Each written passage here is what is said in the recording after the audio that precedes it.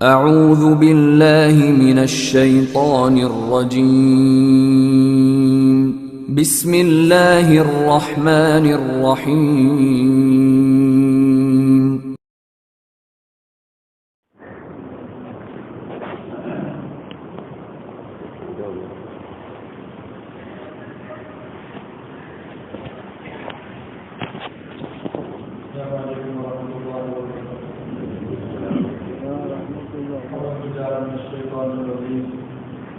بسم الله الرحمن الرحيم الحمد لله رب العالمين والصلاة والسلام على سيدنا ونبينا ومولانا محمد وعلى آله وأصحابه وأتباعه إلى يوم الدين.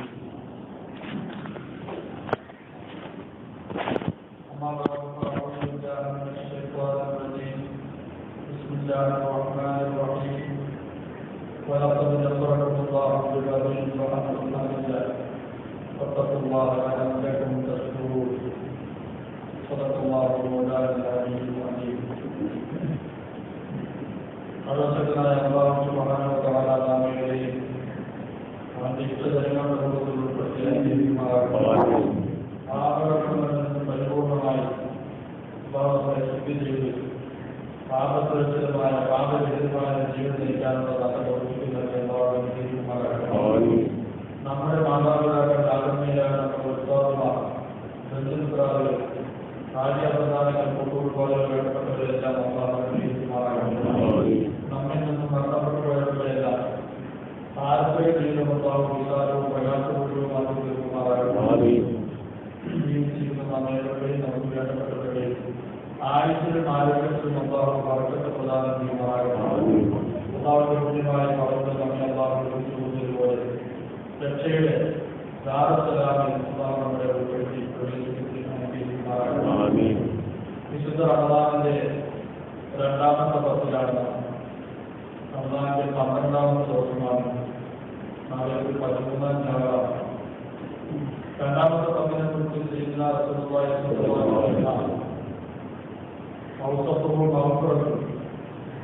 മഹഫറത്തിന്റെ പാപമോചനത്തിന്റെ പത്താണ് എന്ന് വിശ്വമുണ്ടാകുന്നത്. ഒന്നാമത്തെ പത്തിൽ കാരുണ്യത്തിന്റെ റഹ്മത്തിന്റെ പത്താണെന്നും രണ്ടാമത്തെ പത്തിൽ മഹഫറത്തിന്റെ പാപമോചനത്തിന്റെ പത്താണ്. പാപമോചനം കൂടുതലായി അള്ളാഹുവിനോട് ചോദിക്കേണ്ട പത്താണെന്ന് ഇപ്പം ഏകദേശം പകുതിയിലേക്ക് അടുക്കുകയാണ് പുണ്യമാസം. ബാക്കിയുള്ള പകുതിയാണ് നമ്മുടെ മുന്നിലുള്ളത്. എന്തെങ്കിലും എല്ലാം കരസ്ഥമാക്കാനുള്ള സുവർണ അവസരങ്ങളാണ് നമ്മുടെ മുന്നിലൂടെ നമുക്ക് നീങ്ങിക്കൊണ്ടിരിക്കുന്നത്. അസുരങ്ങളായ നിമിഷങ്ങൾ നഷ്ടപ്പെട്ടു പോയെങ്കിൽ തിരിച്ചെടുക്കാൻ കഴിയാത്ത സാധിക്കാത്ത അമൂല്യങ്ങളായ നിമിഷങ്ങളാണ് നമ്മളിലൂടെ കടന്നുപോകുന്നത്. റമദാന്റെ രണ്ടാമത്തെ പത്തിൽ ഒരുപാട് സവിശേഷതകളുണ്ട്. അതിൽ ഏറ്റവും ശ്രദ്ധമായ സവിശേഷത റമദാനിന്റെ 17 റമദാന്റെ 17 വിശുദ്ധ ഖുർആൻ അവതരിപ്പിക്കപ്പെട്ടത് ആദ്യമായി. റമദാന്റെ 17 പരിശുദ്ധമായ ഏറ്റവും ഇസ്ലാമിനെ ചർച്ച ചെയ്യപ്പെട്ട ഏറ്റവും പ്രധാനപ്പെട്ട ബദർ യുദ്ധം നടന്നത് റമദാനിന്റെ 17 റമദാൻ ഖുർആൻ അവതരിപ്പിക്കപ്പെട്ടു. ഖുർആനിലെ വിശുദ്ധ ഖുർആനിൽ തന്നെ പറയുന്ന പേര് ഖുർആൻ എന്ന പേര് പറയുന്നു. ബദർ നടന്നത് റമദാനിന്റെ 17 ബദറിനെ കുറിച്ച് ഖുർആനിൽ ഖുർആൻ എന്ന് പറയുന്നു. വിശുദ്ധ ഖുർആൻ സത്യാസത്യ വിവേചന ഗ്രന്ഥമാണ്. സത്യത്തിനെയും അസത്യത്തിനെയും വിവേചിച്ച് കാണിക്കുന്ന ഗ്രന്ഥമാണ് വിശുദ്ധ ഖുർആൻ. ബദറും അപ്രകാരം തന്നെ വിവേചന ദിവസമാണ്. സത്യത്തിനെയും അസത്യത്തിനെയും തമ്മിൽ വിവേചിച്ച ദിവസമാണ് ബദർ. അതുകൊണ്ടാണ് അതിന് ഖുർആൻ എന്നതിന് പേര് വെച്ചത്. ആ ബദറുമായി ബന്ധപ്പെട്ട് സംസാരിക്കാൻ സമയമില്ല. കാരണം അടുത്ത ആഴ്ച 19ാമത് വെള്ളിയാഴ്ചയാണ്. അതുകൊണ്ട് ഈ ആഴ്ച ബദറിനെ നമുക്ക് സംസാരിക്കാമെന്നാണ് വിചാരിക്കുന്നത്. ബദർ എപ്പോഴും സംസാരിച്ചുകൊണ്ടിരിക്കേണ്ട ഒരു വിഷയമാണ്. എല്ലാ ഓരോ വർഷവും മടങ്ങി വരുന്നത് നമുക്ക് ഉണർത്തുവാനായി മടങ്ങി വരുന്നതാണ്. നാം അതിന് പ്രചോദനമായി കരുതുന്നത് യുദ്ധത്തിനൊരു പ്രചോദനമാണ് ബദർ. അല്ലാഹു ഖുർആനിൽ പറഞ്ഞത് വലഖദ് നസറക്കും അതില്ല. നിങ്ങൾ നിസ്സാരന്മാരായിരിക്കെ ബദർ നിങ്ങളെ അല്ലാഹു സഹായിക്കുമെന്നാണ്. അത് തന്നെയാണ് നമ്മുടെ പ്രചോദനവും. നമ്മൾ വളരെ നിസ്സാരന്മാരാണ്, പക്ഷെ പടച്ചതമ്പുരാൻ സഹായിക്കും.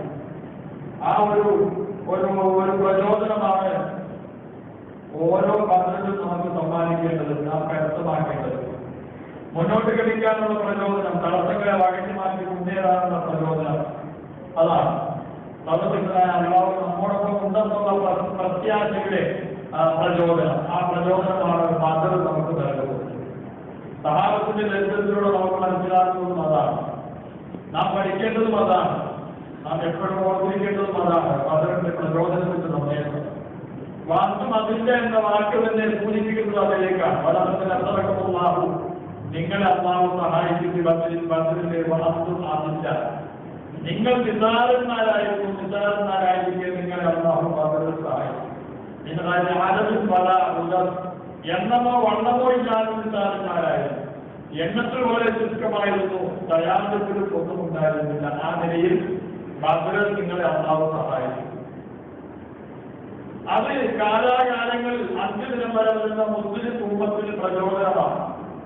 ബദർ കേവലം നെയ്ച്ചോറിക്കേണ്ട പ്രചോദനമല്ല. ബദറിന്റെ പേരുകൾ ഇങ്ങനെ ഉച്ചരിച്ച് ദുആ ചെയ്യുന്നതുകൊണ്ട് പ്രയോജനമുണ്ടാകുമെന്ന് മഹാന്മാർ നമ്മൾ ചെയ്യുന്നുണ്ട്. അത് മാത്രമല്ല ബദർ നമുക്ക് നൽകുന്നത്. അതിനുവേണ്ടിയല്ല അവർ ബദർ യുദ്ധത്തിൽ പങ്കെടുത്തത്. അവർ ബദർ യുദ്ധത്തിൽ പങ്കെടുത്തത് അവരുടെ നാമങ്ങൾ ഇങ്ങനെ ഉച്ചരിച്ച് ദുആ ചെയ്യാൻ, അങ്ങനെ പുണ്യം നമ്മൾ കരസ്ഥമാക്കാൻ വേണ്ടിയാണോ അവർ ബദറിൽ പങ്കെടുത്തത്? അല്ല. അവർ ബദറിൽ പരിശുദ്ധമായ റമദാനിന്റെ നോമ്പ് അനുസരിച്ചുകൊണ്ട് ഒരു ഭാഗം സഹാബാക്കൾ ബദറിൽ ത്യാഗത്തിന് തയ്യാറായത് പാദരാത്രിയിൽ പിന്നീട് വരുന്ന പിൻഗാമികൾ നെയ്ച്ചോറ് വെച്ച് മൂക്കറ്റം വീഴുക, അതിനുവേണ്ടിയാണോ അവർ ബദറിൽ പങ്കെടുത്തത്? ചിന്തിക്കാനുള്ള കാര്യങ്ങളാണ് ഞാൻ പറയുന്നത്. ചിന്തിക്കാനുള്ള കാര്യങ്ങൾ ആര് ചിന്തിക്കാനുള്ളത്? പ്രസംഗിക്കുന്ന ഞാനും കേൾക്കുന്ന നിങ്ങളും ചിന്തിക്കാനുള്ള കാര്യങ്ങളാണ്. എല്ലാ വർഷവും ബദറിങ്ങനെ നമ്മിലേക്ക് വന്നുകൊണ്ടേയിരിക്കുക. ബദറിന്റെ ഒന്നും പിരിവെടുത്ത് കാര്യമായി സുഭിക്ഷമായി ഭക്ഷിച്ച് ഏമ്പൊക്കെ വിട്ടിട്ട് ചിലപ്പോൾ പക്ഷേ നെയ്ച്ചോറിൽ ഉപ്പ് കുറഞ്ഞത് വെച്ച് കണ്ടാക്കിയ കുശിനിക്കാരന്റെ കുറ്റവും പറഞ്ഞിട്ട് പോകുന്ന ഒരു സംവിധാനമാണ്. അതിനുവേണ്ടി അല്ല അവർ ബദറിൽ പങ്കെടുത്തത്. എല്ലാ ദിവസവും ഇവരുടെ 313 ബദരീങ്ങളുടെ പേര് പറയുന്നുണ്ട്. പേരിന് വല്ലാത്ത ശക്തിയുണ്ട് ബദരീങ്ങളുടെ പേരിന്, അതിന് യാതൊരു സംശയവുമില്ല. ആ ശക്തി എവിടെ നിന്നാണ് അവർക്ക് ലഭിച്ചത്? ആ പേര് പറഞ്ഞ് ദുആ ചെയ്യാൻ വേണ്ടിയാണോ ബദറിൽ സഹാബാക്കൾ ബദറിൽ പങ്കെടുത്തത്? അങ്ങനെയാണോ? ഞങ്ങളുടെ പിൻഗാമികൾ കണ്ണനല്ലൂരിലെ പള്ളിയിൽ ഇരുന്നുകൊണ്ട് സുബഹി നമസ്കാരത്തിന് ശേഷം യാസീൻ ഓതി കുറെ പാർട്ടിയായി പോകുന്ന പള്ളികളുടെ പേര് പറയണം, അതിനാണോ അവർ ബദറിൽ പങ്കെടുത്തത്? അല്ല, മറുപടി പറയാം. അതിനാണോ അവർ ബദറിൽ പങ്കെടുത്തത്? ഞാൻ മറുപടി പറയാം. വളരെ ഗൗരവത്തിൽ ചിന്തിക്കേണ്ടതാണ് ബദർ. പ്രത്യേകിച്ച് ഈ കാലഘട്ടത്തിൽ വളരെ കൂടുതൽ ചിന്ത നമുക്ക് അനിവാര്യമാണ്. സഞ്ചാരികളെ പേടിച്ചിരുന്ന ബർക്കുൽ റമാദിലേക്ക് പ്രവാചകരെ ഞങ്ങളുടെ കുതിരകളെ പാലിക്കാൻ അങ്ങ് ആവശ്യപ്പെടുകയാണെങ്കിൽ നിസ്സംശയം ഞങ്ങൾ അതിന് തയ്യാറാണ്. ത്യാഗസന്നദ്ധതയുടെ സന്ദേശമാണ് ബദർ. മഹാനായ സാഹചര്യത്തിൽ മുഹാദ് പറഞ്ഞാൽ ബദറിലേക്ക്, ബദറിന്റെ ഭാഗത്തേക്ക് ശത്രുക്കൾ വന്നറിഞ്ഞിട്ട് യുദ്ധം ചെയ്യാനുള്ള അതതും ഉദതും ഇല്ലാത്തതിന്റെ പേരിൽ, എണ്ണമോ വണ്ണമോ ഇല്ലാത്തതിന്റെ പേരിൽ സഹാബത്ത് എണ്ണത്തിൽ വളരെ ചുരുങ്ങിപ്പോയി. അവരോട് എടുക്കുന്ന അഭിപ്രായം ആരാധിക്കാൻ എന്താണ് നാം ചെയ്യേണ്ടത്? ഓരോരുത്തരും മറുപടി പറയുകയാണ്, അന്യെന്താണ് കൽപ്പിക്കുന്നത് ചെയ്യാൻ ഞങ്ങൾ തയ്യാറാണ്. ബദറിലെ മുഹാജിറുകളായ സഹാബാക്കളെ കുറിച്ച് എല്ലാത്തിനും തയ്യാറാണ്. അല്ലാഹു റസൂലിന് തൃപ്തിയായില്ല. അവിടുന്ന് അൻസാരികളായ മദീനയിലെ തദ്ദേശവാസികളുടെ നേരെ കണ്ണയച്ചു. കാരണം മുഹാജിറുകളെല്ലാം പരത്തന്മാരാണല്ലോ. അല്ലാഹു റസൂൽ പരത്തനാകാവുന്ന ഒരു സുന്നത്താണ്. വരത്തനാകാവുന്ന ഒരു സുന്നത്താണ്. റസൂലുള്ള വരത്തനാണ്, മദീനയിലെ വരത്തൻ. മക്കയിൽ നിന്ന് മദീനയിലേക്ക് നമുക്ക് വരത്തൻ എന്ന് പറയുന്നത് എന്തോ ഒരു അസ്പൃശ്യത കൽപ്പിക്കാനുള്ള ഒരു ഭാഗമാണ്. അങ്ങനെയല്ല, അല്ലാഹു റസൂൽ ഉന്നതനായ ഒരു വരത്തനാണ്. മുഹാജിറുകൾ മൊത്തം വരത്തന്മാരാണ്. തദ്ദേശീയരായ അൻസാരികൾ സ്വന്തം സഹോദരങ്ങളെ പോലെ മുഹാജിറുകളെ കയ്യിലേന്തി സഹായിച്ച സഹാബാക്കൾ. അവരുടെ വിശപ്പ് സഹിച്ചുകൊണ്ട് മുഹാജിറുകളെ കൂട്ടിയ ആ അൻസാരികൾ അവരുടെ നേരെ കണ്ടുമായിട്ട് ചെയ്യുന്ന എന്തോ ഒന്ന് പ്രതീക്ഷിച്ചുകൊണ്ട് അപ്പൊ അവരുടെ നേതാവായ സാഹചര്യങ്ങൾ പറഞ്ഞാണ് നബിയെ, അങ്ങേക്ക് മുഹാജിറുകൾ പറഞ്ഞതുപോലെ ഞങ്ങളിലേക്ക് നോക്കുമ്പോൾ ഞങ്ങൾ അങ്ങ് പ്രതീക്ഷിക്കുന്ന പോലെയാണ് മനസ്സിലാകുന്നത്. പടത്തുള്ള പ്രധാനത്തിന് സത്യം, ബർക്കുൽ റമാദ് എന്ന് പറയുന്ന ഘോര വനാന്തരം, ഒരാളും അങ്ങോട്ട് കടന്നു പോകില്ല. അങ്ങോട്ട് ഞങ്ങളുടെ കുതിരകളെ പാലിക്കാൻ അങ്ങ് ആവശ്യപ്പെട്ടാൽ നിസ്സംശയം ഞങ്ങൾ അങ്ങോട്ട് പാലിച്ചിരിക്കും. ആ ത്യാഗം കണ്ടെത്തണം. അരയടിക്കുന്ന തിരമാലകളെ വഴഞ്ഞു മാറ്റി ഞങ്ങളുടെ കുതിരകൾ പ്രയാണം ചെയ്യണമെന്ന് അങ്ങ് ആവശ്യപ്പെട്ടാൽ അതിന് ഞങ്ങൾ തയ്യാറാണ് എന്ന് പറഞ്ഞ ആ ത്യാഗത്തിൻ്റെയാണ് ബദറിന്റെ സന്ദേശം. അത് ബദറിന്റെ സന്ദേശമാണ്. അചഞ്ചലമായ മനസ്സുണ്ടായിരുന്ന സഹാബാക്കൾക്ക്. അതുകൊണ്ടാണ് അവരെ സംബന്ധിച്ച് കവി പറഞ്ഞത് ഹുമുൽ ദിജാലു ബല ബലിൽ ജിബാലു ബലിൽ ജിബാലു ബല. ഹുമുൽ ദിജാലു അവർ ആണുങ്ങളാണ്, അവർ പുരുഷന്മാരാണ്. മീശയുള്ള പൂച്ചയ്ക്ക് മീശ വന്നതുപോലെ മീശക്കെടുത്ത ആണുങ്ങളാണല്ല പറഞ്ഞത്. അവർ ആണത്വമുള്ള ആണുങ്ങളാണ് അല്ല, അവർ മലകളാണ്, പർവ്വതങ്ങളാണ് എന്ന് ബദറിനോട് മഹാന്മാരെ പറഞ്ഞതിന്റെ അർത്ഥം എന്താ? അവരുടെ ഈ അചഞ്ചലമായ മനസ്സിന്റെ ആ ത്യാഗ മനസ്സിന്റെ അതിന്റെ പേരിലാണ് അവരത് പറഞ്ഞത്. സഹദിന്റെ സഹാബത്തിന്റെ പ്രതിനിധിയായി റസൂലുള്ളാഹിയോട് വാഗ്ദാനം ചെയ്തതാണ്, ഞങ്ങൾ എന്തിനും തയ്യാറാണ്. ആ തയ്യാറെടുപ്പാണ് ബദറിന്റെ സന്ദേശം. അചഞ്ചലമായ മനസ്സ്, അങ്ങനെയുള്ള മനസ്സുകൾക്ക് മാത്രമേ പിടിച്ചു നിൽക്കാനാകൂ. അല്ലാഹു നമുക്ക് ആ മനസ്സ് നൽകി അനുഗ്രഹിക്കുമാറാകട്ടെ. അവർക്ക് മാത്രമേ മുന്നേറ്റം സാധ്യമാകൂ. അചഞ്ചലമായ മനസ്സിന്റെ ഉടമകൾക്ക് മുന്നേറ്റം സാധ്യമാകൂ എന്ന് ബദർ നമ്മളെ പഠിപ്പിക്കുകയാണ്. ബദറിന്റെ സന്ദേശം അതാണ്. ക്രൂരമായ പീഡനങ്ങളിൽ പിടിച്ചു നിൽക്കാനുള്ള മനക്കരുത്ത് ഉണ്ടായത് മഹാനായ സയ്യിദുനാ ഹുബൈബ് റളിയല്ലാഹു തആല അൻഹു ആ മനക്കരുത്തുണ്ടായത് ബദറിൽ നിന്നാണ്. അത് ബദറിൽ നിന്നായ മനക്കരുത്താണ്. അദ്ദേഹത്തിന്റെ ചുറ്റുപാടും ശത്രുക്കൾ നിന്നുകൊണ്ട് ഊരമ്പുകൾ കൊണ്ട് കുത്തി കീറുകയാണ് ശരീരം കുത്തി കീറുകയാണ്. വാത കൊണ്ട് കുറേശ്ശെ ഇഞ്ചിഞ്ചായിട്ട് തുളിച്ചുകൊണ്ടിരിക്കുകയാണ്. പ്രാണവേദന കാരണമായി ദാഹത്തിന് വേണ്ടി വെളിയിലേക്ക് അദ്ദേഹത്തിന്റെ നാവ് നീക്കുന്നു. ഹുബൈബിന്റെ മക്കയിലെ തൻസീം എന്ന് പറയുന്ന മസ്ജിദായിട്ട് ചെയ്യുന്ന തൻസീമിന്റെ വെളിപ്പുറത്തേക്ക് കൊണ്ടുപോയിട്ടാണ് ശത്രുക്കൾ ഹറമിൽ എത്തുകയും ചെയ്തില്ല, വെളിയിലേക്ക് കൊണ്ടുപോയിട്ടാണ് ഹുബൈബിനെ ഇഞ്ചിഞ്ചായിട്ട് കൊണ്ടുവന്നത്. വെറുതെ പേര് വരുമ്പോൾ റളിയല്ലാഹു പറയുന്നില്ല. മുൻജീന്റെ പേര് വരുമ്പോൾ എന്ന് പറയുന്ന നമ്മള് ഹുബൈബിന്റെ പേരിലേക്ക് റളിയല്ലാഹു പറയുന്നില്ല. നമുക്ക് അറിഞ്ഞുകൂടാ ഹുബൈബിനെ, അതുകൊണ്ടാണ് അത് പറയാത്തത്. അള്ളാഹു അദ്ദേഹത്തിനെ സ്നേഹിക്കാൻ നമുക്ക് പ്രവർത്തിക്ക് നൽകാൻ നാവ് വെളിയിലേക്ക് നീട്ടി സാഹചര്യത്തിന് വേണ്ടി അദ്ദേഹം ഇഴന്നപ്പോ വായിലേക്ക് അദ്ദേഹത്തിന്റെ രക്തം വായിലേക്ക് വെച്ചുകൊടുത്തു ശത്രുക്കൾ. ആ പരവശതയിൽ ആ പരിഭ്രാന്തിയാണ് സയ്യിദുനാ റസൂലുള്ളാഹിയെ സംബന്ധിച്ച് അബൂ സുഫിയാൻ ചോദിച്ചത്, നിനക്ക് പകരം മുഹമ്മദിനെ ഇവിടെ കയറ്റുന്നത് ഇഷ്ടമാണെന്ന് പറഞ്ഞാൽ നിന്നെ വിട്ടേക്കാം. അപ്പോഴാണ് ഹുബൈബ് പറഞ്ഞത്, എനിക്ക് പകരം അല്ലാഹു റസൂലിന്റെ കാലിൽ മുള്ളു കൊടുത്ത് ഞാൻ ഇഷ്ടപ്പെടുന്നില്ല. മഹാനായ സയ്യിദുനാ ഹുബൈബ് റളിയല്ലാഹു അൻഹു ഈ ത്യാഗം അദ്ദേഹത്തിന് ലഭിച്ചത് എവിടെ നിന്നാണ്? അത് ബദറിൽ നിന്നാണ്. അത് ബദറിൽ നിന്നാണ് ലഭിച്ചത്. അത് ലഭിക്കേണ്ടതും എവിടെ നിന്നാണ്? നമുക്കും അത് ബദറിൽ നിന്നാണ്. ബദർ നെയ്ച്ചോറിന്റെ ദിനമല്ല. ബദർ ആ നാമങ്ങൾ വീണ്ടും മുടിവിട്ട് ബർക്കത്ത് കർത്തമാക്കാൻ മാത്രമുള്ള ദിനമല്ല. അത് മാത്രമുള്ളതല്ലത്. മറിച്ച് ബദർ പ്രചോദനമാകണം എന്ന് പ്രാർത്ഥിക്കും. പ്രത്യേകിച്ച് ഈ കാലഘട്ടത്തിൽ ഉണ്ടാകണം. മഹാനായ സയ്യിദുനാ സഈദ് ഹുബൈബ് റളിയല്ലാഹു അൻഹു നാം പഠിക്കണം. നാം അദ്ദേഹത്തിനെ പഠിക്കണം. മദീനയിലെ മസ്ജിദിന്റെ വഴിയിൽ നിന്നുകൊണ്ട് ഒരു പ്രാവശ്യം അല്ലാഹു റസൂൽ ഉറക്കെ സലാം മടക്കി, വഅലൈക്കും അസ്സലാം യാ ഹുബൈബ്. സഹാബത്തിന് മനസ്സിലായില്ല, ഹുബൈബും ബാക്കിയും യുദ്ധത്തിന് പോയതാണ് അറിയുന്നത്, ബാക്കി കാര്യങ്ങൾ അറിഞ്ഞുകൂടാ. അത് ഈ യുദ്ധത്തിന് പോയതുമല്ല, ദീൻ പഠിപ്പിക്കാൻ വേണ്ടി എന്ന വ്യാജനെ ശത്രുക്കൾ പിടിച്ചുകൊണ്ടുപോയതാണ്. ഹുബൈബ് വഅലൈക്കും അസ്സലാം യാ ഹുബൈബ് എന്ന് പറഞ്ഞിട്ട് റസൂലുള്ളാഹി സഹാബത്തിന് പരിചയപ്പെട്ട് ആ ഹുബൈബിന്റെ റൂഹ് പോകുന്നു. എന്നെ കണ്ടപ്പോൾ സലാം പറഞ്ഞു, അസ്സലാം പറഞ്ഞു യാ റസൂലുള്ളാഹി. അദ്ദേഹമാണ് നമ്മുടെ ഇമാം.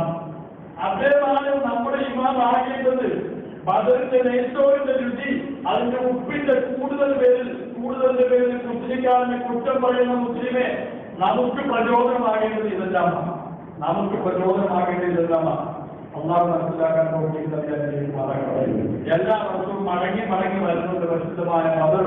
ആ ബദറിന്റെ ഓരോ നിമിഷങ്ങളും നമ്മുടെ മനസ്സിൽ തത്തി കളിക്കണം. എന്തിനാ? അള്ളാഹുവിന്റെ ദീൻ ഇവിടെ ഹയാത്താക്കാൻ. ഇവിടെ ദീൻ ഹയാത്താക്കണം. ഇവിടെ മുസ്ലിം വിമുക്തമല്ല ആകേണ്ടത്, മുസ്ലിം മുഖരിതമാകണം. ഇവിടെ മുസ്ലിം തക്ബീറിന്റെ മുഖരിതമാകണം. ഇവിടെ അതിനുവേണ്ടിയുള്ള ശരിയായ പ്രചോദനം എവിടെ നിന്നാണ് ലഭിക്കേണ്ടത്? ബദറിന്റെ നെയ്ച്ചോറിൽ നിന്നല്ല, ബദറിന്റെ സഹാബത്തിന്റെ ത്യാഗത്തിന്റെ സ്മരണയിൽ നിന്നായിരിക്കണം. അള്ളാഹു മനസ്സിലാക്കാൻ തൗഫീഖ് നൽകി അനുഗ്രഹിക്കുമാറാകട്ടെ. ബദറിന്റെ തലേ ദിവസം പിറ്റേ ദിവസം യുദ്ധം ഉണ്ടാകാൻ പോവുകയാണ്, കുത്തി താകാൻ പോവുകയാണ്, രക്തസാക്ഷിത്വം അഥവാ കെട്ടും കുത്തുമേറ്റ് മരിക്കാൻ പോവുകയാണ്. പക്ഷെ രാത്രിയിൽ സഹാബത്തിന് ഭയമില്ല. അവരിങ്ങനെ ഉറങ്ങുകയാണ്, അവരിങ്ങനെ തൂങ്ങി ഉറങ്ങുകയാണ്, കഥ പറയുകയല്ല. സൂറത്തുൽ അൻഫാലിൽ പടച്ചോമ്പരാൻ പറഞ്ഞതാണ്, നിങ്ങൾക്ക് നാം സമാധാനത്തിന്റെ ഉറക്കം നൽകി തരേണ്ടതുണ്ട്. സഹാബത്ത് കുനിഞ്ഞിരുന്ന് ഉറങ്ങുകയായിരുന്നു. പിറ്റേ ദിവസം എന്തോ ഒരു വലിയൊരു ആഘോഷം നടക്കാറുള്ളത് പോലെ, ആഘോഷത്തിന്റെ പേരിൽ ഉറങ്ങുന്നത് പോലെ പിറ്റേ ദിവസം ശത്രുവിന്റെ മുമ്പിലേക്ക് എടുത്തില്ലാതെന്നതാണ് അവർക്കത് പ്രശ്നമല്ല. അവരെല്ലാം ഉറങ്ങുകയായിരുന്നു. അള്ളാഹു മനസ്സിലാക്കാൻ പ്രവർത്തിക്കുന്ന ബദറിലെ സഹാബത്തിനെ അള്ളാഹു അംഗീകരിച്ചു. ബദറിലെ സഹാബത്തിനെ അള്ളാഹു അംഗീകരിച്ചു. എങ്ങനെ അംഗീകരിച്ചെന്നറിയാമോ? ആർക്കും ലഭിക്കാത്ത ഒരു സർട്ടിഫിക്കറ്റ് ബദറിലെ സഹാബത്തിൽ നൽകി. ആർക്കും ലഭിച്ചിട്ടില്ല. മുഹ്യിദ്ദീൻ ഷെയ്ഖിന് ലഭിച്ചിട്ടില്ല, നിഫായ് ഷെയ്ഖിന് ലഭിച്ചിട്ടില്ല, ലഭിച്ചിട്ടില്ല, ഇബ്രാഹിം ബാദുഷാഹിന് ലഭിച്ചിട്ടില്ല. ആർക്കും ലഭിക്കാത്ത ഒരു സർട്ടിഫിക്കറ്റ് ആർക്ക് നൽകി? ബദരീങ്ങൾക്ക് നൽകി. ആർക്കാണ് നൽകിയത്? ബദരീങ്ങൾക്ക് നൽകി. ആ സർട്ടിഫിക്കറ്റ് നൽകാൻ കാരണം എന്താ? എന്തുകൊണ്ടാണ് അങ്ങനെ ആ ഒരു അംഗീകാരം അല്ലാഹുവിന്റെ റസൂൽ സല്ലല്ലാഹു അലൈഹി വസല്ലം വഴി പടച്ചതമ്പുരാൻ അവർക്ക് നൽകിയ ത്യാഗമാണ്. അവരുടെ ആ ത്യാഗമാണ്. എന്താണത്? അവർക്ക് നൽകിയ സർട്ടിഫിക്കറ്റ് എന്താ? അവർക്ക് നൽകിയ സർട്ടിഫിക്കറ്റ് പറയുന്നതിന് മുമ്പായി മുഹ്യിദ്ദീൻ ഷെയ്ഖിന്റെ പിതാവിന് നൽകിയ സർട്ടിഫിക്കറ്റ് സംബന്ധിച്ച് പറയാം. മുഹ്യിദ്ദീൻ ഷെയ്ഖ് റളിയല്ലാഹു വിവാദത്തിൽ കഴിച്ചു കൂട്ടുമ്പോൾ പാതിരാത്രിയിൽ പെട്ടെന്നൊരു പ്രകാശം വർദ്ധിച്ചപ്പെടുകയാണ്. ചുറ്റുപാട് നല്ല വെളിച്ചം. ആ വെളിച്ചത്തിൽ ഒരു അശരീരി ഞാൻ അല്ലാഹുവാണ് അബ്ദുൽ ഖാദിർ, നിനക്ക് നിന്നെ നാം തൃപ്തിപ്പെട്ടിരിക്കുന്നു. എല്ലാ ഹറാമും ഇന്നു മുതൽ നിനക്ക് ഹലാലാണ്. എല്ലാ നിഷിദ്ധമായ കാര്യങ്ങളും ഇന്നു മുതൽ നിനക്ക് ഹലാലാണ്. ആരോടാ പറഞ്ഞത്? പട്ടി ഇതാണ് ആക്കി കൊടുത്തു മുഹ്യിദ്ദീൻ ഷെയ്ഖ് റളിയല്ലാഹു അൻഹു. അപ്പൊ അത് കേട്ടപ്പോ പിതാവിന്റെ ആ വെളിച്ചം പോയി കറുത്ത കരിക്കട്ടയാക്കി രൂപാന്തരപ്പെട്ടു. പിന്നീട് ആ പിതാവ് പറഞ്ഞു, ഞാൻ ഈ 70ഓളം നിന്നെപ്പോലുള്ളവരെ പറ്റിച്ചിട്ടുണ്ട്, നിന്നെ മാത്രം പറ്റിക്കാൻ കഴിഞ്ഞില്ല. നിന്നെപ്പോലെ വിഭാഗത്തിന്റെ 70ഓളം ഔലിയാക്കളെ ഞാൻ പറ്റിച്ചിട്ടുണ്ട്. ഇതേ പ്രവർത്തനം കൊണ്ട് നിന്നെ പറ്റിക്കാൻ കഴിഞ്ഞില്ല. ശിഷ്യന്മാരുടെ ശത്രുക്കാലത്തിനോട് അങ്ങനെ എങ്ങനെയാ മനസ്സിലായത്? അത് പിതാവാണെന്ന്. എന്റെ ഉപ്പമാർക്ക് നൽകാത്ത അള്ളാഹു എനിക്ക് നൽകുന്നതാണേ പറയുന്നത്. ഹറാമിനെ ഹലാലാക്കാവുന്നത് മനസ്സിലായില്ലേ? മനസ്സിലായി. മഹാനായ റസൂലുള്ളാഹി സ്വല്ലല്ലാഹു അലൈഹി വസല്ലം വഴി അസ്ഹാബുൽ ബദർ അല്ലാഹു നൽകിയതെന്നറിയാവോ? യഹമ്മലും നാസിരിക്കും ബദറുൽ അഫ്റലുഹും. നിങ്ങൾ എന്ത് ചെയ്തോ നിങ്ങൾക്ക് പുറത്തു വന്നിരിക്കുന്നു. നിങ്ങൾ എന്ത് ചെയ്താലും പ്രശ്നമില്ല, നിങ്ങൾക്ക് പുറത്തു വന്നിരിക്കുന്നു. അങ്ങനെ സർട്ടിഫിക്കറ്റ് മുഴുവൻ കിട്ടിയില്ല, കൊടുക്കാൻ പോലും കിട്ടാനാണ്. പത്രികൾക്ക് കിട്ടി, ലഭിച്ചു. ആരാ നൽകിയത്? അഷറഫ് ഖദറിന്റെ തിരുനാമത്തിലൂടെ സർവശക്തനായ തമ്പുരാൻ. നിങ്ങൾക്ക് നാം പുറത്തു വന്നിരിക്കാൻ എന്ത് വേണം ചെയ്തു? ആ തമ്മിൽ അഭിഭർത്തമായ എന്ന് പറയുന്ന മഹാനായ സഹാബി ബദരീങ്ങളിൽപ്പെട്ട സഹാബിയ. അദ്ദേഹത്തിന്റെ ഭാഗത്തു നിന്നും ഒരു ചെറിയ നെറുകേടുണ്ടായി. സഹാബത്തിന്റെ ആ കാലഘട്ടത്തിലെ പ്രത്യേക ഒരു സമയത്ത് ബദർ മക്കാ വിജയവുമായി ബന്ധപ്പെട്ട് അരുതാത്ത ഒരു കാര്യം അദ്ദേഹത്തിന്റെ ഭാഗത്തുണ്ടായി. അത് പരസ്യമായി ഉമർ ഫാറൂഖ് വാളുകൂടിയിട്ട് പറഞ്ഞു, നബിയെ ആ മുനാഫിക്കിനെ ഇങ്ങോട്ട് വിട്, ഞാൻ അവന്റെ തല എടുക്കട്ടെ. റസൂലുള്ളാഹി ഉമറെ വിട്, അദ്ദേഹം ബദരിയാണ്, ആത്തർ ബദരിയാണ്. അള്ളാഹ് അദ്ദേഹത്തോട് പറഞ്ഞു, യൗമൽ മാറ്റിയിട്ട് സകർത്തിലുണ്ട്, നിങ്ങൾ ഇഷ്ടോടെ ചെയ്തോ. അള്ളാഹ് പുറത്തുവന്നില്ല. മഹാനായ സയ്യിദുനാ ആത്തർ റളിയല്ലാഹു അൻഹു അദ്ദേഹത്തിന് നൽകിയ ആ പദവി യൗമൽ മാറ്റിയിട്ട് സകർത്തിലുണ്ട്. നിങ്ങൾ എന്ത് വേണം ചെയ്തോ ഇനി മരിക്കുന്നവരെ നിങ്ങൾ പുറത്തു വന്നിരിക്കുകയാണ്. ഇതെന്തുകൊണ്ടാണ്? ഇതെല്ലാം ചെയ്തത് കനാലൂർ നിവാസികളെ നമുക്ക് പാതിരാത്രി നെയ്ത്തു കളിക്കാനാ? അങ്ങനെയാണോ? മനസ്സിലാക്കാൻ അല്ലാഹു തൗഫീഖ് നൽകി അനുഗ്രഹിക്കുമാറാകട്ടെ. കാര്യങ്ങൾ നമുക്ക് മനസ്സിലാക്കണം. അതിലുള്ള സഹാബത്ത് നമ്മളുടെ ഇമാമുകളാണ്. കപട വിശ്വാസം തൊട്ട് തീണ്ടാത്ത ഇമാമുകൾ, നിഫാഖ് തൊട്ട് തീണ്ടാത്തതല്ല, അയലത്ത് പോലും പോകാത്ത ഇമാമുകൾ. 313 സഹാബാക്കൾ സ്വർഗത്തിൽ നല്ലതാരെങ്കിലും വിചാരിച്ചാൽ അവൻ കാഫിറായി പോയി, ആ വിശ്വാസിയായി. അല്ലാഹു തആല സ്വീകരിച്ച വിഭാഗമാണ്. അവരുടെ പേരുകൾ നാം താലോചിക്കണം, അവരുടെ ചരിത്രങ്ങൾ നാം താലോചിക്കണം. എപ്പോഴും അവരുടെ ചിന്തകൾ നമ്മുടെ മനസ്സിൽ എപ്പോഴും നാം വിട്ട് താഴ്വരുന്നത്. കാരണം അവരാണ് നമുക്ക് പ്രചോദനം, അവരാണ് നമുക്ക് ഇമാമ്, അവരിലൂടെയാണ് അള്ളാഹു ഈ ദീനിനെ നമ്മിലേക്ക് എത്തിച്ചത്. ഈ ദീനിനെ നമ്മിലേക്ക് അള്ളാഹു എത്തിച്ചത് അവരിലൂടെയാണ്. അവർ സ്മരിക്കേണ്ടത് കേവല നാമങ്ങൾ ഉച്ചരിച്ചുകൊണ്ടല്ല, അല്ലെങ്കിൽ നെയ്ത്തോട് നിന്ന് വയറ് നിറച്ചിട്ടുമല്ല, മറിച്ച് അവർക്ക് ഈ പേര് വന്നത് ഏതൊരു ദീനിനെ കയ്യേറ്റതിന്റെ പേരിലാണോ, ഏതൊരു ദീനിനെ കൈവരിച്ചതിന്റെ പേരിലാണോ അവർക്ക് ഈ പദവി ലഭിച്ചത്, ആ ദീനിൽ നാം കയ്യേൽക്കാൻ തയ്യാറാവുക, ആ ദീനിൽ നാം സ്വീകരിക്കാൻ തയ്യാറാവുക. അതാണ് ബദരീങ്ങളായ മഹാന്മാരെ താലോലിക്കുക എന്ന് പറഞ്ഞതിന്റെ അർത്ഥം. അവർ കാണിച്ചെന്ന വഴി ത്യാഗത്തിന്റെ വഴിയാ, അവർ കാണിച്ചെന്ന വഴി സഹായത്തിന്റെ വഴിയാ, അവർ കാണിച്ചെന്ന വഴി രക്തസാക്ഷ്യത്തിന്റെ വഴിയാ, അവർ കാണിച്ച വഴി വിമുക്ത ഭാരതത്തിന്റെ വഴിയല്ല, മുഖരിത ഭാരതത്തിന്റെ വഴിയാ. ഇസ്ലാമിന്റെ തക്ബീറിന്റെ മുഖരിതമാകണം ഭാരതം. അന്ത്യദിനം വരെ അത് നിലകൊള്ളണം. അബുൽ ബക്കർ ആദം അലൈഹിസ്സലാമിന്റെ തറവാടാണ് ഇന്ത്യ. അബുൽ ബക്കർ ആദം അലൈഹിസ്സലാമിന്റെ തറവാടാണ് ഇന്ത്യ. ഇവിടെ ഒരിക്കലും ഇസ്ലാം അസ്തമിച്ചുകൂടാ. ആ ഇസ്ലാമിന് വേണ്ടിയുള്ള പ്രചോദനം ബദറിൽ നാം വ്യക്തമാക്കണം. അള്ളാഹു മനസ്സിലാക്കാൻ തൗഫീഖ് നൽകി അനുഗ്രഹിക്കുമാറാകട്ടെ. പ്രാചീന കാലത്ത് ജീവിച്ചിരുന്ന ഏതെങ്കിലും ഒരു ജീവി ഇന്ന് ഇറങ്ങി വന്നിട്ട് വിമുക്ത മുസ്ലിം എന്ന് പറഞ്ഞാലൊന്നും പോകുന്നതല്ല ഇസ്ലാമിന്റെ ഈമാൻ. അത് മനസ്സിലാക്കണം. ഏത് പ്രാചിയാലും കൊള്ളാം, മുസ്ലിമിനെ സംബന്ധിച്ചിടത്തോളം അവൻ ഈമാനാണ് വലുത്. മുസ്ലിമിനെ സംബന്ധിച്ചിടത്തോളം ബദരീങ്ങളുടെ ഉന്നതമായ ത്യാഗമാണ് വലുത്. അതിനുവേണ്ടിയാണ് ജീവിക്കേണ്ടത്. സർവ്വവും അള്ളാഹുവിന് സമർപ്പിച്ച ബദരീങ്ങളായ സഹാബാക്കൾ സർവ്വതും സമർപ്പിച്ചു. അവർക്ക് 4 കാലുണ്ടായിരുന്നില്ല, ഒരു 2 കാലേ ഉള്ളൂ. 2 കൈ മാത്രമേ ഉണ്ടായിരുന്നുള്ളൂ. അവരുടെ വയറ്റിൽ കല്ല് വെച്ച് കെട്ടിയവരായിരുന്നു. തടിയന്മാരൊന്നും ആയിരുന്നില്ല, മെലിഞ്ഞവരായിരുന്നു, ഒന്നും ഉണ്ടായിരുന്നില്ല. അവർക്ക് ആകെ ഉണ്ടായിരുന്നത് 2 കാര്യമാണ്: അള്ളാഹുവിനോടുള്ള മഹബത്ത്, അവന്റെ ഹബീബിനോടുള്ള കടപ്പാട്. ഇത് ഉണ്ടായിരുന്നവർക്ക് അവരുടെ ജീവൻ കളഞ്ഞിട്ടും അതിനെ ഉറപ്പിച്ചു നിർത്താൻ അവർ തയ്യാറായിരുന്നു. അതാണ് അവരുടെ പ്രത്യേകത. അതാണ് നമുക്കുണ്ടാകേണ്ട പ്രചോദനവും. സഹോദരങ്ങളെ, ബദറിൽ നമുക്ക് ലഭിക്കേണ്ടത് അതാണ്. അള്ളാഹു മനസ്സിലാക്കാൻ തൗഫീഖ് നൽകി അനുഗ്രഹിക്കട്ടെ. ബദറിന്റെ തലേരാത്രിയിൽ സഹാബത്ത് ഉറക്കം തൂങ്ങിക്കൊണ്ടിരിക്കുമ്പോ സയ്യിദുനാ റസൂലുള്ളാഹി സ്വല്ലല്ലാഹു അലൈഹി വസല്ലം എന്താ ചെയ്തതെന്ന് അറിയാമോ? അവിടുന്ന് മസ്ജിദുൽ അലീഖിൽ ഒരു പള്ളിയുണ്ട് ബദറില്. മസ്ജിദുൽ അലീഖ് പന്തലെന്നാണ് അലീഖിന്റെ അർത്ഥം. സയ്യിദുനാ റസൂലുള്ളാഹി സ്വല്ലല്ലാഹു അലൈഹി വസല്ലം പേരിലേക്കാണ്ട് സഹാബത്ത് ഉണ്ടാക്കി കൊടുത്ത ഒരു പന്തൽ, അവിടെയാണ് ആ പള്ളി പറഞ്ഞിരിക്കുന്നത്. അവിടെ സുജൂദിൽ കിടന്നുകൊണ്ട് പാദയാത്രയിൽ റസൂലുള്ളാഹി സ്വല്ലല്ലാഹു അലൈഹി വസല്ലം അല്ലാഹുവിനെ കേരളീകരിക്കുകയായിരുന്നു. എന്താ പറഞ്ഞത്? അവിടുന്ന് എന്താണ് പറഞ്ഞത്? സുജൂദിൽ കിടന്നുകൊണ്ട് അല്ലാഹുമ്മ ഇൻ തുഹ്ലിക ഹാദി, സഹാബാക്കളെല്ലാം ഉറങ്ങുകയാണ്. സിദ്ദീഖുൽ അക്ബർ അല്ലാഹു റസൂൽ മാത്രം ഉറങ്ങുന്നില്ല, ബാക്കിയുള്ളവരെല്ലാം ഉറങ്ങുകയാണ്. എല്ലാവരും തൂങ്ങി ഉറങ്ങുകയാണ്. ഇത് യുവത്തിക്കും സൂറത്തുൽ അൻഫാൽ ഖുർആനിൽ പറഞ്ഞ എന്തൊരു ഉറക്കമാണ്. മഹാനായ സയ്യിദുനാ റസൂലുള്ളാഹി ഉറങ്ങുന്നില്ല സ്വല്ലല്ലാഹു അലൈഹി വസല്ലം. അവിടുന്ന് അരുടെ ശിഷ്യൻ മഹാനായ സയ്യിദുനാ സിദ്ദീഖുൽ അക്ബർ റളിയല്ലാഹു അൻഹു ഉറങ്ങുന്നില്ല.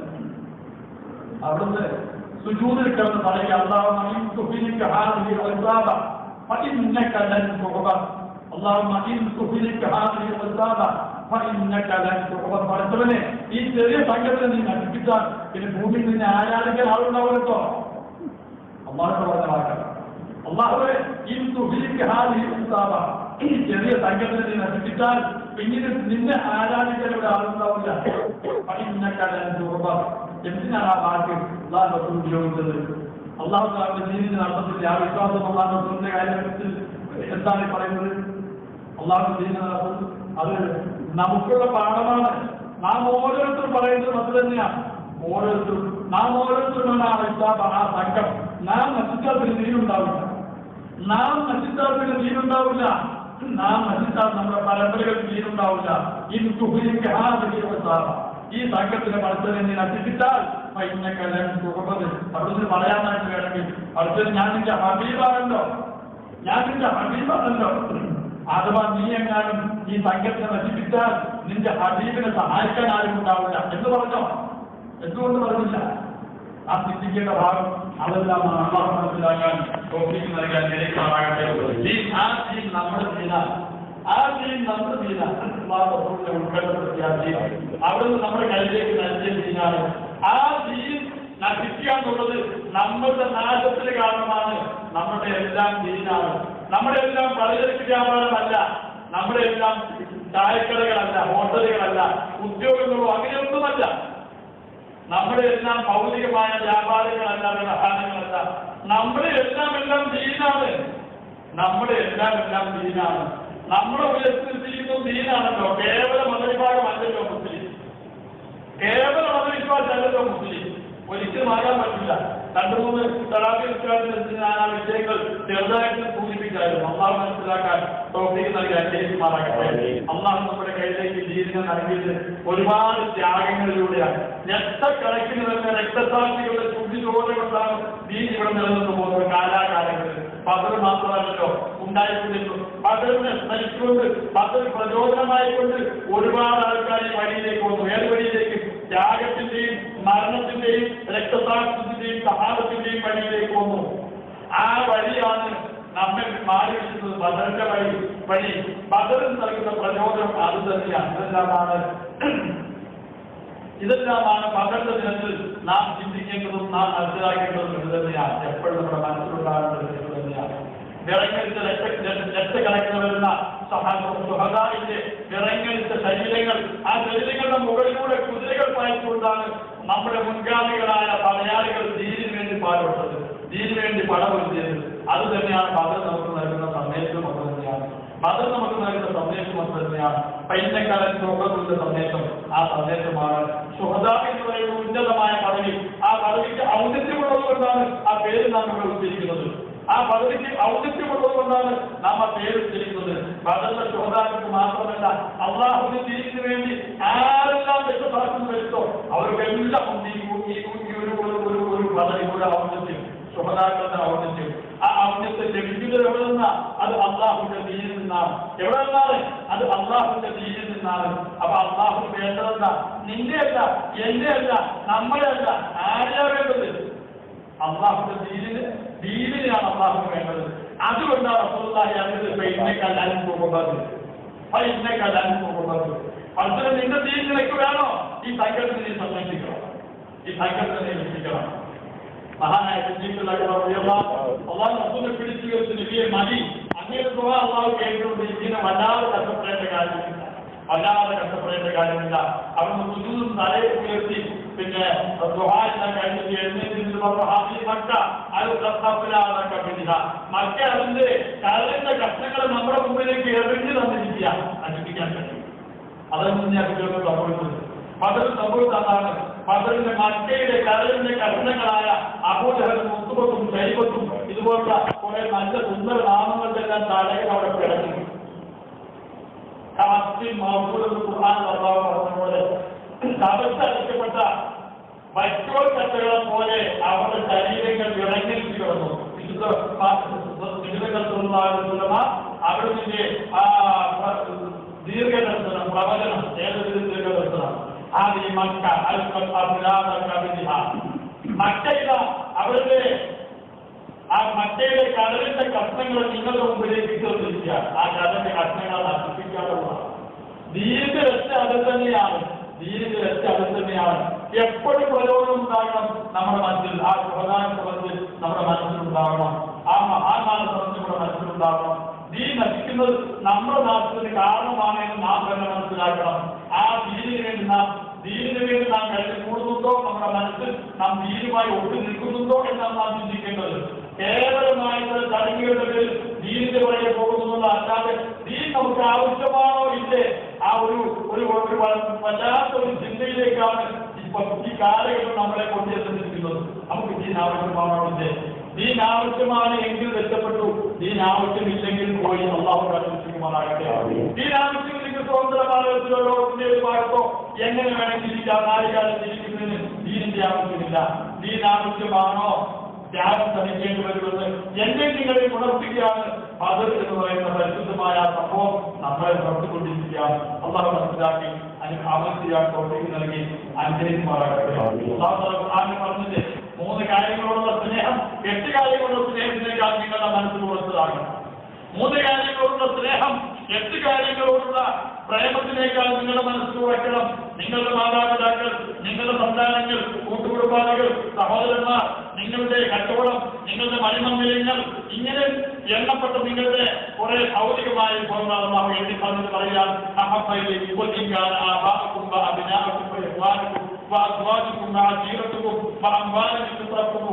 ഞാൻ തുടർന്ന് പറഞ്ഞത് പറയാൻ ഈ 8 കാര്യങ്ങൾ അഹബയിലേക്കും നിങ്ങൾക്ക് അഥവാ ഇഷ്ടകരമാവുകയാണെങ്കിൽ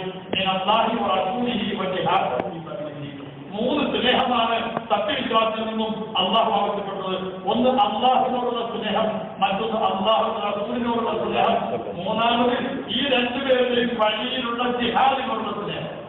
ഈ സ്നേഹമാണ് ബദർ നമ്മളോട് ആവശ്യപ്പെടുന്നത്. ബദർ നമ്മളോട് ആവശ്യപ്പെടുന്ന ഈ സ്നേഹമാണ് അള്ളാഹു മനസ്സിലാക്കാൻ പ്രവർത്തിക്കുന്ന കാര്യമാകട്ടെ. അഥവാ അതിനേക്കാൾ മറ്റൊരു മുൻഗണന നൽകുകയാണെങ്കിൽ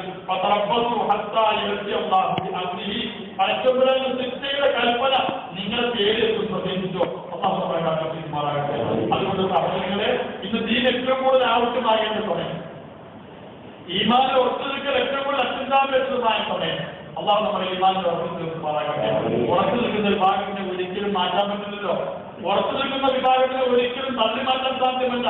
അചഞ്ചലമായിരിക്കും. പാറയെ പടലെ ഒவ்வொரு ജിബാലും വലിയ ജിബാലും അവർ മലകളാണെന്ന് പറഞ്ഞ് തള്ളി മാറ്റാൻ പറ്റില്ല. അവർ തള്ളി മാറ്റാൻ പറ്റില്ല. അവർ ഉറച്ചു നിൽക്കുകയാണ്. എത്ര ശക്തി വന്നാലും എങ്ങനെയെല്ലാം വന്നാലും ഏത് ഗുജറാത്ത് വന്നാലും ഇവിടെ പ്രശ്നമില്ല. കാരണം എന്താ?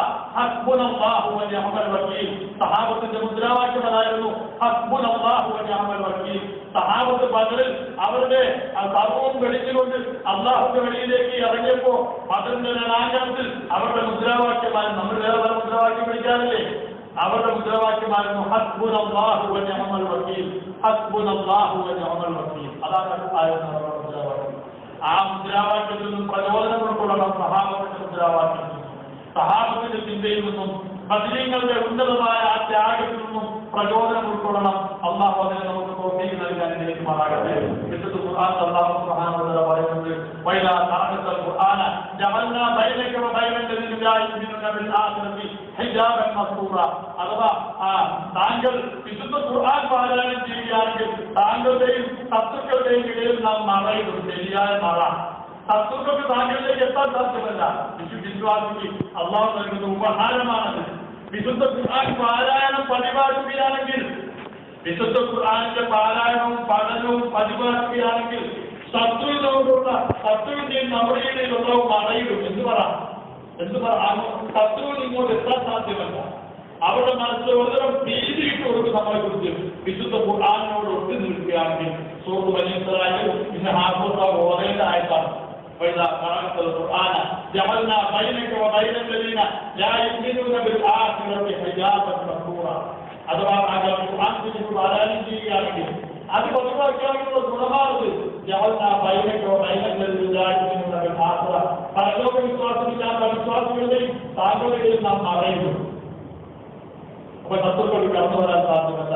ആ വിശുദ്ധ ഖുർആനിലെ വിശുദ്ധ ആയത്ത് അത് മുറുകെ പിടിച്ചുകൊണ്ട് വിശുദ്ധ ഖുർആനുമായി കൂടുതൽ ബന്ധപ്പെട്ട് ദീനിൽ ഉറച്ചു നിൽക്കുമെന്നുള്ള ശരിയായ ഒരു പ്രതിജ്ഞ ബദറിന്റെ ദിനത്തിലും ഇന്നത്തെ ദിവസത്തിലും എല്ലാം നാം എടുക്കണം. നാം എല്ലാവരും അല്ലാഹു സുബ്ഹാനഹു വ തആല നമ്മളെ അതിന് പ്രാപ്തമാക്കുമാറാകട്ടെ. നമ്മളെല്ലാം മനസ്സിന്റെ ബലഹീനതകളെ കുറച്ചുകൊണ്ടാണ് അറിയാം. ആ ബലഹീനതകൾ അല്ലാഹു തആല മാറ്റിത്തരുമാറാകട്ടെ. സർവ്വത്തിനേക്കാൾ പ്രധാനം ദീനാണെന്ന് മനസ്സിലാക്കി മുമ്പോട്ട് പോകുവാൻ. അതുകൊണ്ടാണ് സയ്യിദുനാ റസൂലുള്ളാഹി എന്ന് പറഞ്ഞത്, നിന്നെ ആരാധിക്കപ്പെടുന്ന വ്യക്തികൾ ഉണ്ടാകണമെന്ന് പറഞ്ഞത്. അപ്പൊ ദീനാണ് ഏറ്റവും മുഖ്യമായത്. ആ ദീനിൽ ഉറച്ചു നിന്നുകൊണ്ടാണ് മുഹീദ് ഉണ്ടായത്. ആ ദീനുള്ളതിന്റെ പേരിലാണ് അഹ്മദ് കബീർ റിഫായി ഉണ്ടായത്. ആ ദീനുള്ളതിന്റെ പേരിലാണ് മഹാനായ സയ്യിദുനാ മുഹീദ്ദീൻ ചിശ്തി അജ്മീരി ഉണ്ടായത്. ആ ദീനുള്ളതിന്റെ പേരിലാണ് കോടാനുകോടി വരുന്ന അള്ളാഹുവിന്റെ ഔലിയാക്കളും ലക്ഷക്കണക്കിന് വരുന്ന സഹാബാക്കളും എല്ലാം ഉണ്ടായത്. സഹാബാക്കൾ അന്ന് രാത്രി ഉറക്കമായിരുന്നു. അവരായിട്ട് അതിനൊക്കെ എല്ലാവരും ഉറക്കം